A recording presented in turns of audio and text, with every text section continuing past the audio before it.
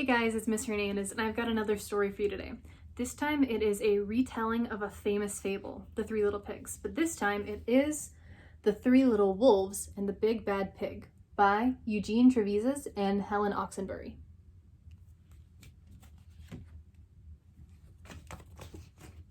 Once upon a time, there were three cuddly little wolves with soft fur and fluffy tails who lived with their mother. The first was black, the second was gray, and the third was white. One day the mother called the three little wolves around her and said, "My children, it is time for you to go out into the world.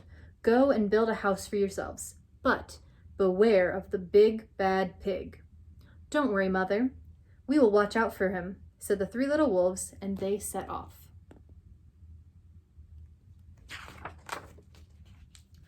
Soon they met a kangaroo who was pushing a wheelbarrow full of red and yellow bricks. "Please, will you give us some of your bricks?" asked the three little wolves. "Certainly," said the kangaroo, and she gave them lots of red and yellow bricks. So the three little wolves built themselves a house of bricks. See, this story is a little bit different. In The Three Little Pigs, they end with the house of bricks, but this time they start with it.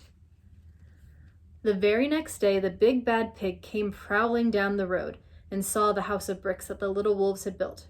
The three little wolves were playing croquet in the garden. When they saw the big bad pig coming, they ran inside the house and locked the door.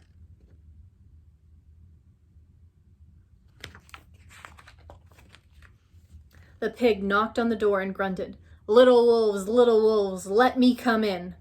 "No, no, no," said the three little wolves. "By the hair on our chinny chin chins, we will not let you in, not for all the tea leaves in our china teapot." "Then I'll huff and I'll puff and I'll blow your house down," said the pig. So he huffed and he puffed and he puffed and he huffed, but the house didn't fall down. But the pig wasn't called big and bad for nothing. He went out and fetched his sledgehammer and he knocked the house down. The three little wolves only just managed to escape before the bricks crumbled, and they were very frightened indeed.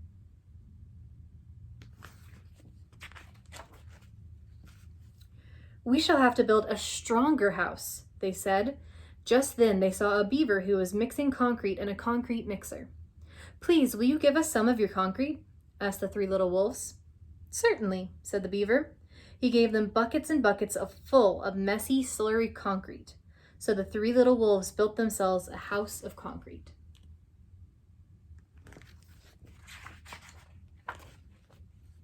No sooner had they finished that the big bad pig came prowling down the road and saw the house of concrete that the little wolves had built.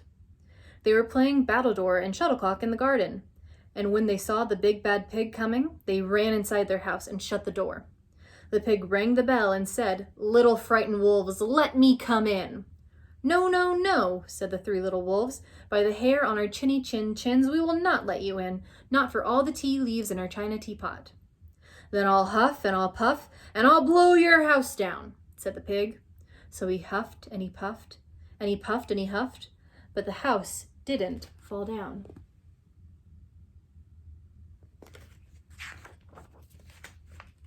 But the pig wasn't called big and bad for nothing. He went and fetched his pneumatic drill and smashed the house down. The three little wolves managed to escape, but their chinny chin chins were trembling and trembling and trembling.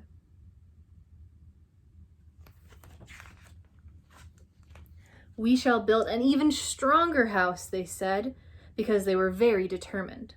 Just then they saw a truck coming along the road carrying barbed wire, iron bars, armor plates, and heavy metal padlocks.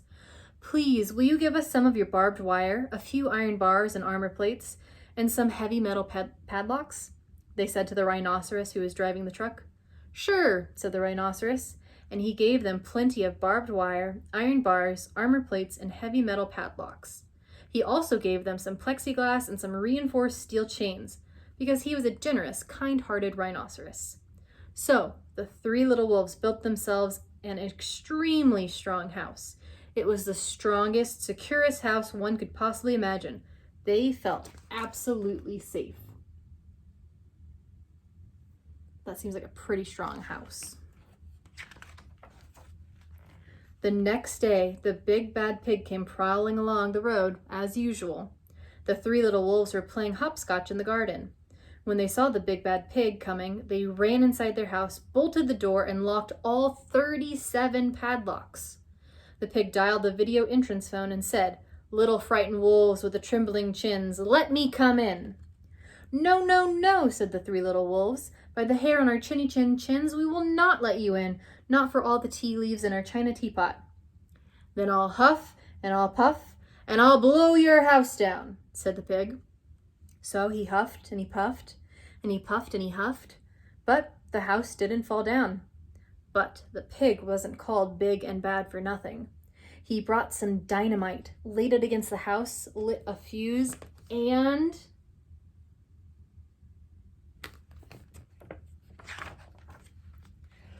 boom! The house blew up.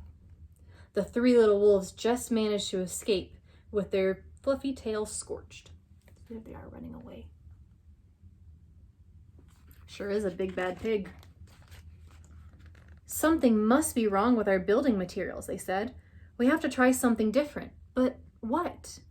At that moment, they saw a flamingo coming along, pushing a wheelbarrow full of flowers. "Please, will you give us some flowers?" asked the little wolves. "With pleasure," said the flamingo, and he gave them lots of flowers. So the three little wolves built themselves a house of flowers. What do you think? Is it going to work? It doesn't seem as strong as some of those other things they built with. One wall was of marigolds, one of daffodils, one of pink roses, and one of cherry blossoms.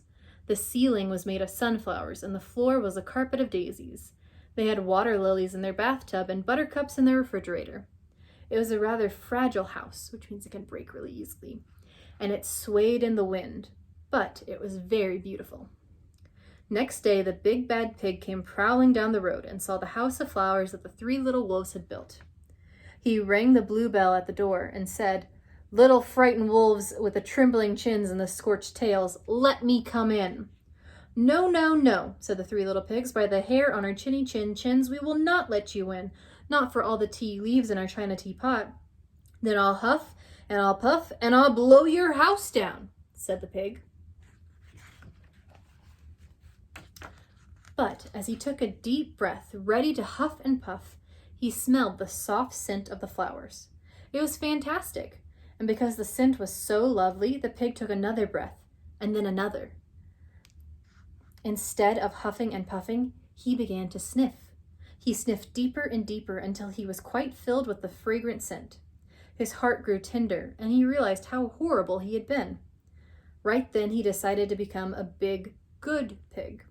He started to sing and dance.